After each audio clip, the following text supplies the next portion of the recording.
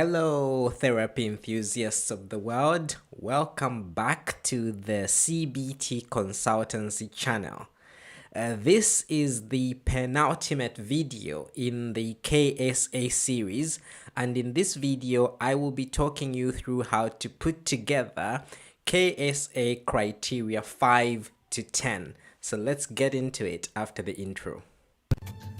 Welcome to the CBT Consultancy channel, the channel where Chaka Yumba, a CBT therapist, is joined by colleagues and leading experts in the field in discussing the vast intricacies of cognitive behavioral therapy and other evidence-based psychological therapies. For more information, please visit cbtconsultancy.com. And now, sit back, relax, and enjoy the show. So the first thing I need to speak about with regards to criteria 5 to 10 is these are the skills criteria. And for these criteria, you're likely going to need some kind of a reference, but you don't necessarily need somebody to write a full reference. In fact, I would recommend that you don't get someone to write a full reference for any of these criteria because, as I have stated in previous videos, there are 3 criteria that definitely require a full reference, and that is Criterion 11, Criterion 12, and Criterion 13. So I wouldn't be using up my references for these criteria, but you can get somebody to countersign your self-statement, which is what I did. So for criteria 5, 6, 7, 8, 9, and 10, I wrote a self-statement and I got someone to countersign this self-statement for me. And obviously I've talked about this more in the video where I go through the templates that you need to use for any of your KSA. So you can refer to that video if you need to. But just for reference, I'm just going to show you the template that you would need to be using if you wanted someone to countersign your self-statement.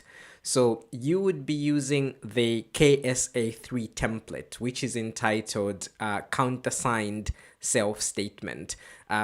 So what you see on that template is that you see a field where you can put your name, you can put the category of the criteria, and in this case it would be a skills. For 5, 6, 7, 8, and 9, and 10, these are skills criteria, so that would be the KSA criterion category, and then the item number and name you'd be able to see from the guidelines document. So you've also got the field there where you write your self-statement, and then at the bottom you could write the evidence that you have attached to support the statement that you have made in there. And this could be training certificates, CPD certificates, and so on. Then you can tick to provide your to confirm that the information you've provided in here is accurate. So just ticking there would indicate your signature, and then you've got the person that's countersigning your self-statement. So you'd have their name, their position, their email address, and their telephone number, and then the relationship to you. So it could be that this was your manager. It could be that they were your clinical supervisor, or they still are your clinical supervisor. It could be a lecturer from a university, previous lecturer, and so on.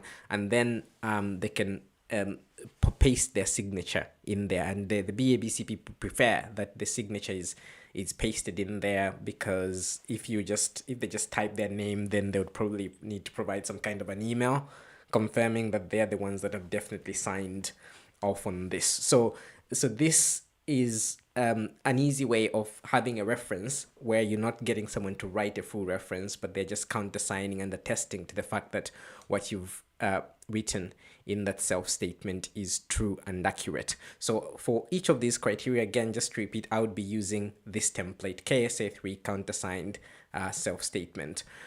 So let's get into what you need to know for assembling or for putting together these criteria that fall under the skills category. So again, we're going to go back to the KSA guidelines document, so which you can obtain on the BABCP website. So you go on Google, you type in BABCP KSA guidelines, and this will be pretty much the first result that will come up under that category. This is criterion number 5, which falls under the skills category, and the name of the criterion is competency in key relationship skills.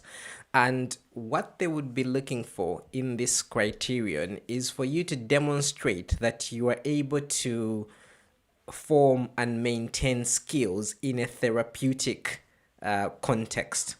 And as you see here, where they elaborate, they say evidence of proven understanding of the importance of and competency in the application of key psychotherapeutic relationship skills, such as active listening, warmth, empathy, trust, and rapport building. So you would be demonstrating evidence of your competency in this in a therapeutic setting or in a therapeutic context. So in a therapeutic setting, have you been able to form relationships with people that you work with? Have you been able to maintain those relationships, and how have you been able to maintain them? What skills have you used to form and to maintain those relationships?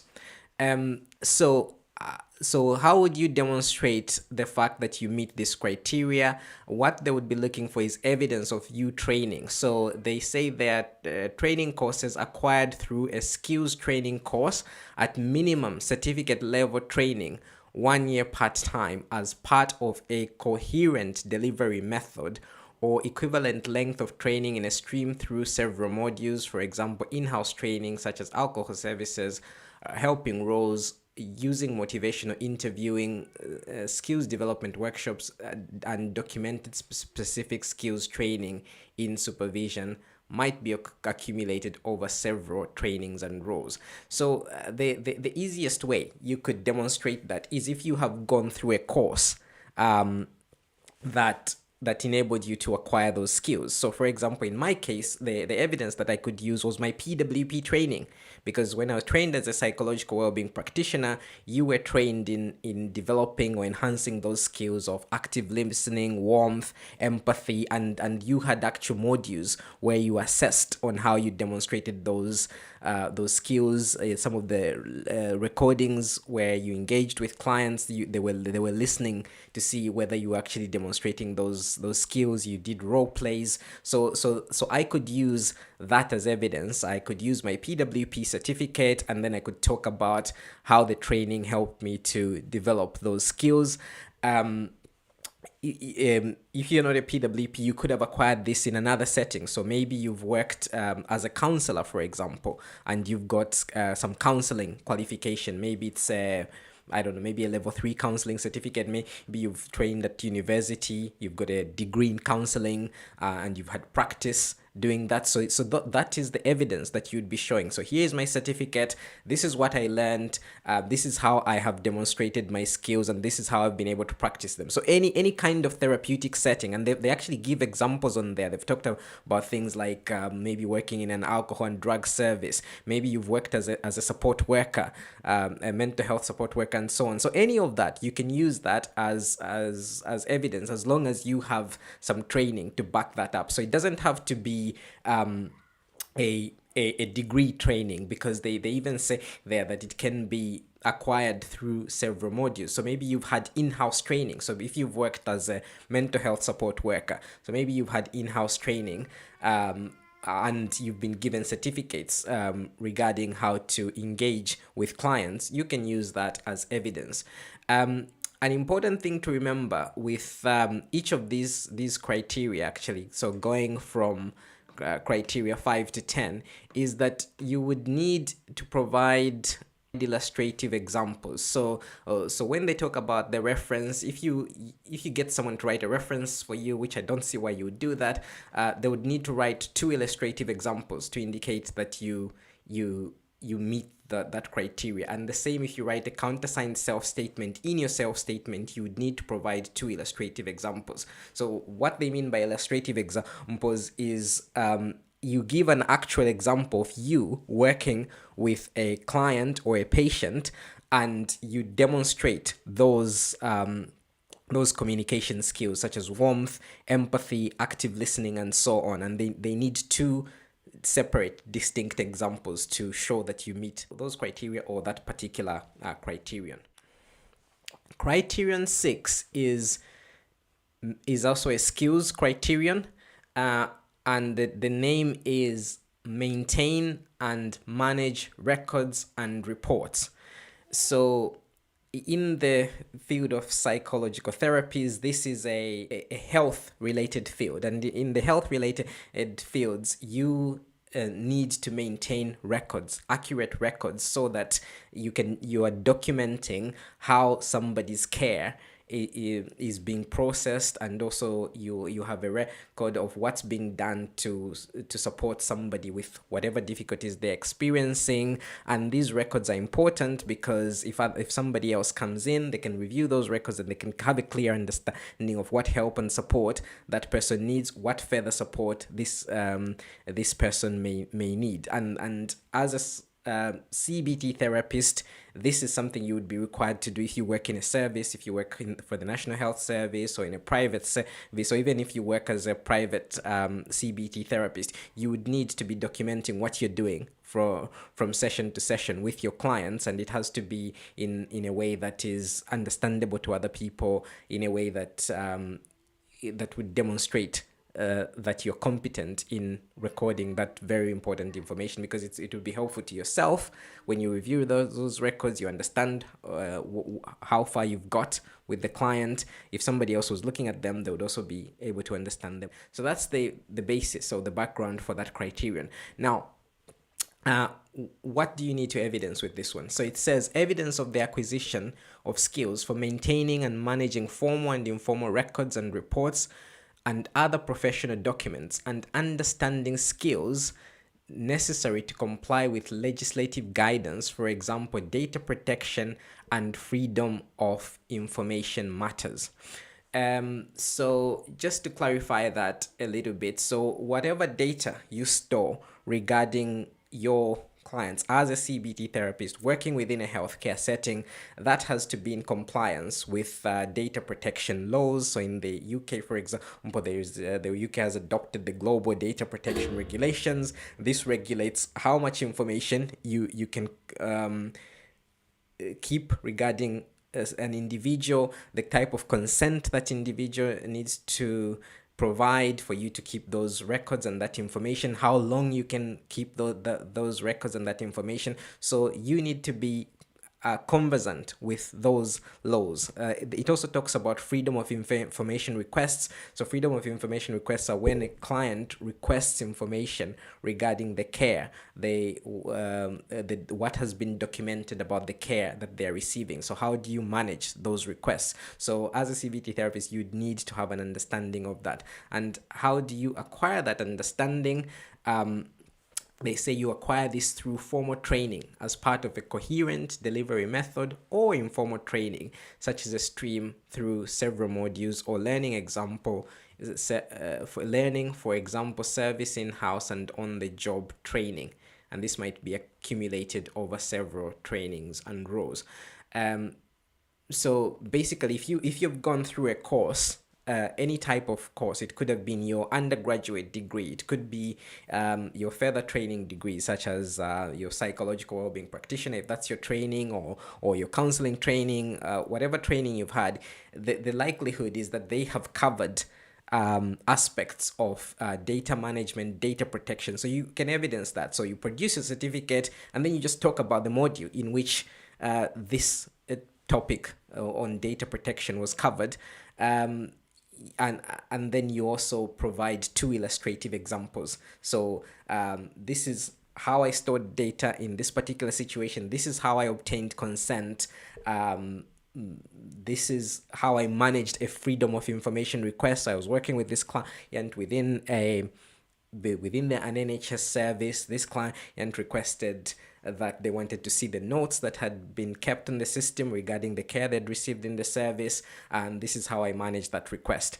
And that is all you need to provide for that criterion. And you don't necessarily have to have attended some kind of coherent training program for you to document that. Even in-house training is acceptable. So most services, you do mandatory training, and the mandatory training, if you work for the NHS, for example, or a similar healthcare service, the mandatory training will have training as to how to deal with data protection laws, freedom of information requests. And when you do the mandatory training, they will provide you a certificate upon completion of the training, and you can present that as evidence of you having been trained on that topic and you meeting that criteria.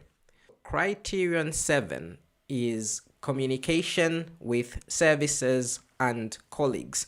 So the reason why this particular criterion is important as a CBT therapist, if you're working within a healthcare system, private or NHS or another system, you're not going to be working in a vacuum. You're not just working alone as a CBT therapist, and you're not just working with other CBT therapists or other mental health professionals like psychologists, counselors, and so on. You, generally speaking, you would have to coordinate the care of this individual. So it could be that this individual has been referred to you by their GP, or maybe they've been referred to by a community mental health service. So say, for example, if you work within the NHS talking therapies like I do, you could get a referral from the community mental health service. You could get a referral from CAMS if this is a young person, or you would be the one that would be making a referral to other services. So the idea is you have to be able to communicate with colleagues in a professional way, the colleagues that you work with directly, but also the ones that you'd be working with indirectly through things like referrals. And also you need to be able to communicate with the service users. And when you communicate with professionals, there is a level of language that you'd be using. So if you're communicating with professionals that work in a similar field with you, you'd be using terminology that they understand. If you're working with other professionals that don't work in the psychological therapy field, for example, you would be breaking down the jargon so that this is understandable to them. And it's a similar concept of when you're working with a service user, you wouldn't be using the same jargon that you'd be using, say, if you're speaking to a fellow CBT therapist or another professional in a related field.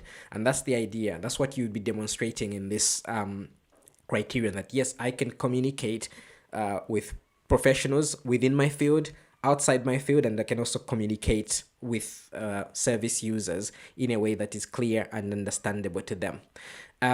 So what are they looking for? They're looking for your ability to maintain effective and appropriate communications with internal and external interested parties, including other professionals at all levels and non-professionals. And they even give examples. So it's really, really helpful here. So ability to communicate both orally and in writing, making adjustments to suit target audience, for example, speaking without jargon to non-professionals, ability to use common language when dealing with other professionals, ability to maintain focus on relevant areas of interest so as to facilitate processes helpfully. And in terms of your training, what they require is training that has been acquired through formal training as part of a coherent delivery method, or informal training as a stream through several modules, or learning, for example, through service in-house and on-the-job training. So basically with this one is you could provide a certificate. So if you did if your degree, for example, had a module specifically on communication, or some other training certificate that you had, it had a module on that, that's fine. You could provide that. I did this certificate training, and this module specifically talked about communication. This is what I learned from it. You can demonstrate that, but you don't necessarily have to have had some formal training on that. You could just have on-the-job training. And as I mentioned, in most organizations, mandatory training, if you're working with service users, would include things like communication. So you can just present your mandatory training certificate, talk about what you learned from that training and how you've applied it. And of course, don't forget the two illustrative examples. So you would be giving two illustrative examples, and if I was writing that criterion, I would be giving one example where I talk to other professionals. I let's say, for example, I had to relay some information to the GP, the client's GP that I was working with. I would explain how I communicated in such a way that a GP who is not a mental health practitioner would understand what I was talking about. Then a second example I would give is where I explain to a client, say for example, a particular concept of psychological therapy, or if I was making a referral to another service, I would be explaining to the client why I'm making a referral to that other service, why that service is more appropriate, and then I would be breaking down the language so that this is understandable to the client. That is how I would write that criterion. Criterion 8 is awareness of risk, and this is again another skills criterion. Now, I think it goes without saying as any type of mental health practitioner, and particularly in this example as a CBT therapist, you will on occasion be dealing with risk. So you could be dealing with risk when you do an assessment or a triage in your service. If it's a new service user and you're trying to determine whether they're eligible for the service, one thing you definitely be checking is their level of risk. If you're working with a client, they could be the depression client, they could have PTSD or some other common disorder that we see in the services. Again, the likelihood is you'd be checking in. It's not the likelihood, you'd definitely be checking in on their risk, and there is a possibility that their risk might change. So with that criteria, what they're looking for is, are you able to do a good risk assessment at whatever level you're working with the client, whether this is a new person that's been referred to the service, you're trying to assess them for eligibility, whether it's somebody you're working with in therapy, are you able to assess their risk? Are you able to make a judgment on whether they're able to keep themselves safe, they're able to keep the people around them safe? And if it turns out that their concerns regarding their safety or the safety of those around them, how are you able to manage that risk? Are you aware of the guidelines within your service? Are you aware of what the evidence-based, the literature says about managing risk? Are you aware of the legislation around managing risk? Those are the kind of things you would be trying to demonstrate in criterion number 8. So let's have a look at what they're looking for specifically. So they say demonstrate a high level of awareness of potential risks to and from clients based on an ability to assess the probability of self-harm, suicide, hostility, neglect, violence, exploitation, and of child protection and vulnerable adult issues with a commensurate knowledge of their responsibility to respond to this. So they actually really break it down as to what you need to demonstrate in this criterion.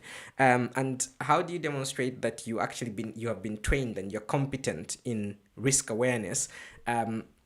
So it's formal training, part of a coherent delivery method, or informal training as a stream of through several modules, learning, for example, through structured service, in-house and on-the-job training, equating to at least 3 full days of training, developing knowledge and skills across the different risk areas. And when they talk about different risk areas, they're talking about suicide, self-harm, risk to self, risk to others, children, vulnerable adults, and so on. So in my case, what I demonstrated was my PWP training, because we had specific training about risk in our lectures at the university, and also we had in-house training within the service I worked. During supervision, we had several modules where we just went through risk awareness.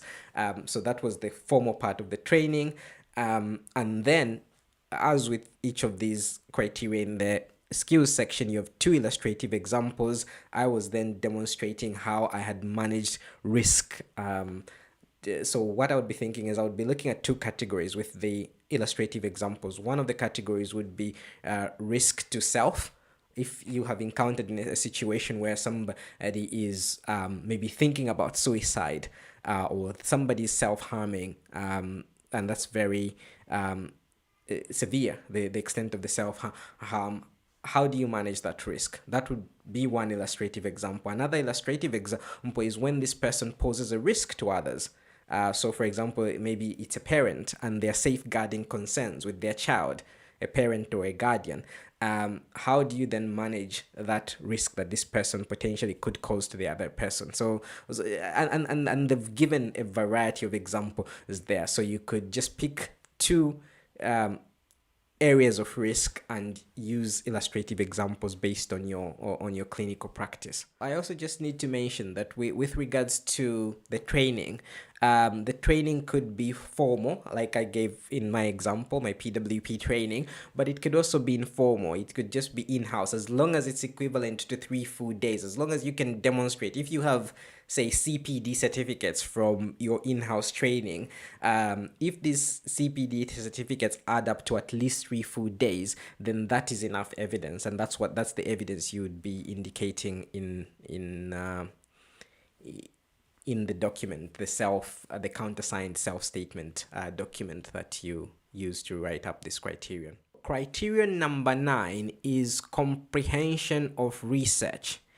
And now, as I have mentioned in, I think it's the first video of this series, the CBT training is a postgraduate training. So you wouldn't just finish your A levels or your GCSEs A levels and then go straight into CBT training. This is a postgraduate training where most people already have not only completed the undergraduate training, but they've also had work experience in a related field. Then they go on to do this training. So there is that expectation that you are able to research, like as in read scientific papers, find scientific papers, read those scientific papers, understand what those scientific papers are saying, criticize, be critical of what is being presented in those scientific papers, and then even apply that into your clinical work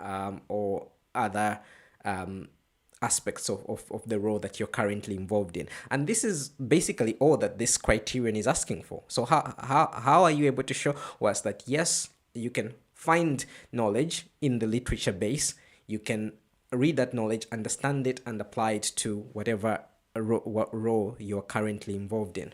So let's have a look at what they're specifically asking for. So they're saying demonstrate critical skills in reading, analyzing, and discussing published research studies, understanding of the implications of research and its application in the development of knowledge and practice in helping and psychotherapeutic roles. So you would be applying that knowledge to the psychological therapy field. And in terms of the training you'd need to have received, they say this should have been acquired through, at minimum, undergraduate level formal training as part of a coherent delivery method, or of at least one research module, or as a stream through several modules, or equivalent in formal learning, for example, through structured service in-house and on-the-job training.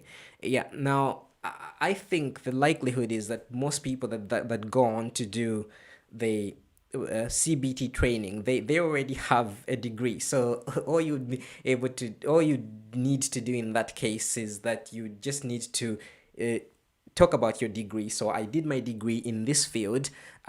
This is what I researched on in my degree. This is the knowledge I demonstrated by means of my research. These are the things I uncovered by means of my research, and this is how I use my critical thinking skills. These are the things I was critical of during my dissertation and so on, and that would be enough. That honestly would be enough.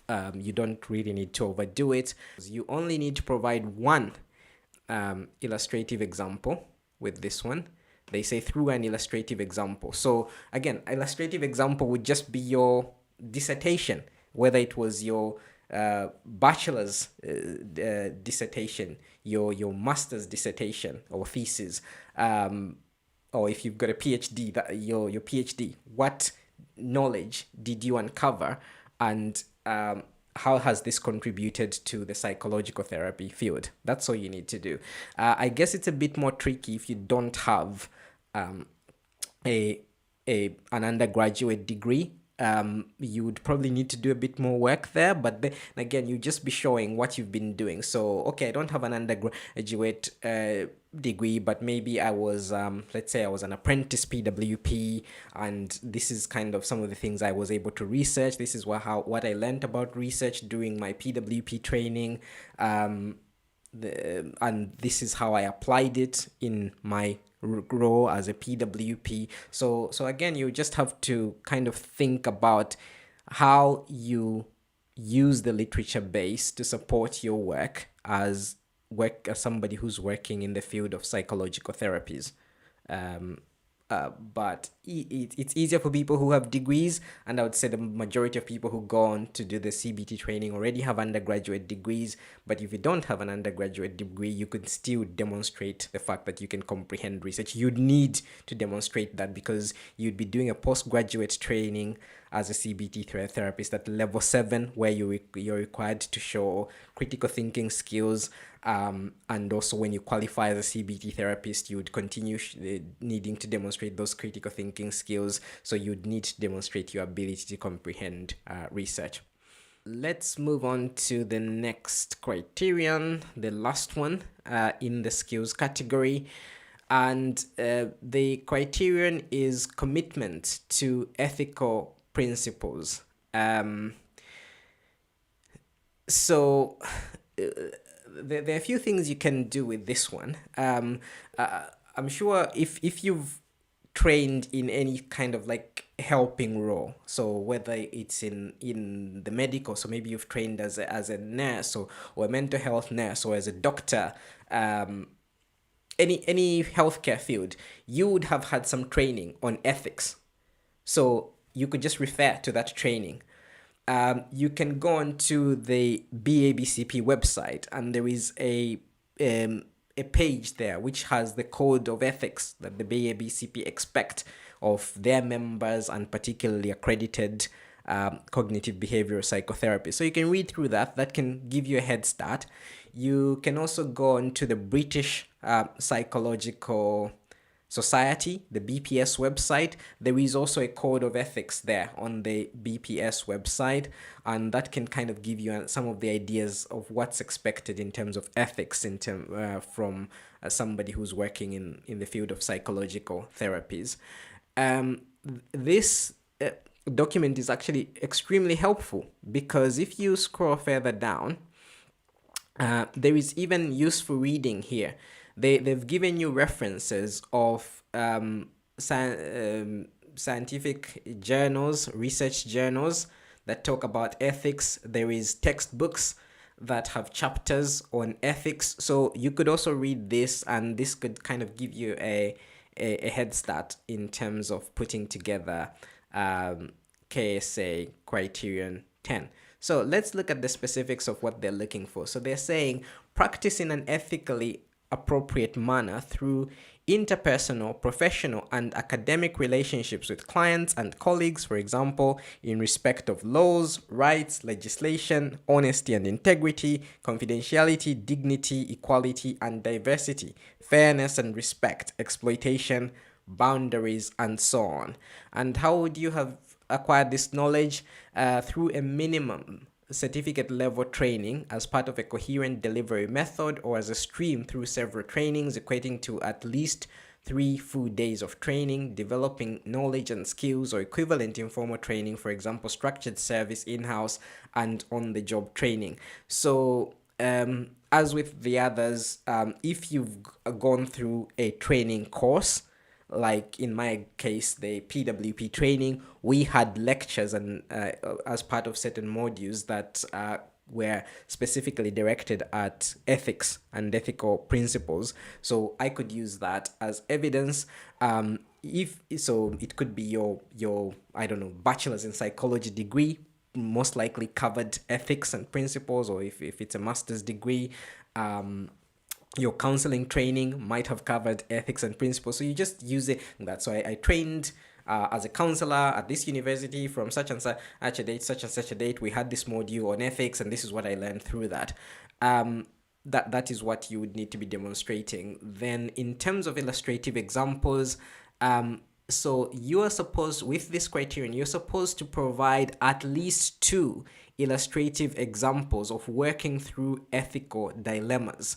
Um, so it's similar to the other criteria where you're giving illustrative examples of your understanding of the skill and you demonstrating that you have that skill. But with this one, you actually have to demonstrate two examples where there was an ethical dilemma, where there was a possibility that you could breach ethics, either because of maybe not being too aware of the situation, or maybe because the person you were working with was requesting something that would potentially be in breach of ethics. So just let me see. I'll give you one example and I'll see if I can think of another example while I'm giving this example. So one example could be that you are working as a PWP, or you're working as a counselor or in other kind of helping role, and then this client requests that they take you out for a drink or something like that, or they request your phone number, they request to have a meetup outside of that professional environment where you have your role in a professional capacity and their role as a service user. So that is an ethical dilemma, because potentially by you agreeing to meeting up with this person for drinks outside of that professional relationship, you could be breaking some ethical conducts. So how do you address that? That's an example of an ethical dilemma that you could write about. Another ethical dilemma you could write about is if the client was trying to get you to do something that was inappropriate. Let's say, for example, they were getting you to say they didn't have a therapy session on such and such a date, but then maybe they got in trouble at work and they're trying to prove that the reason why they were not at work was because they were attending a therapy session with yourself, and they want you to write a letter vouching for them that they came to this therapy session. So again, that's an ethical dilemma. That's an example of an illustrative example of an ethical dilemma that you could write about in your in as you're writing up that criterion on your understanding of ethical principles. So you need to have at least two illustrative examples. You could write 3 examples, you could write 4 examples, but a minimum of 2 examples where there was a dilemma. And when you write about how you address the dilemma, you need to demonstrate that you understand ethical principles. So it could be that you resolved it in an ethical way. If you write in such a way that actually, I went out for drinks with this client that offered me to go out for drinks, then you probably need to reflect on what you've learned from that. You'd have to write that your understanding of ethical principles indicates that maybe was not an appropriate thing to do, and how you would handle something like that differently. But at the end of the day, you have to demonstrate that you have a clear understanding of ethical principles. So that is with regards to those 6 skills criteria. So I think the key messages to take away from here is if you're already doing your KSA, it means that you already meet that criteria. So you just have to demonstrate it. How did you acquire that knowledge that gave you those skills? So in other words, how did you acquire those skills? What is the evidence for you acquiring those skills? That would be a certificate. And thirdly, how do you demonstrate? How have you demonstrated that you have those skills? That is the 2 illustrative examples that are being asked for each of that criteria. And also remember to use the right template when completing that. So that's it for this video. If you enjoyed this video, please don't forget to like this video. Please don't forget to subscribe to the CBT Consultancy channel, and please share this video with other people that you think it might be useful for. And also, if you want to make a comment or you want to ask something, you can write in the comment section. I do look at those comments and I will respond to those comments, or you can contact me through the other media that I provide on the channel. So I hope you found this video helpful.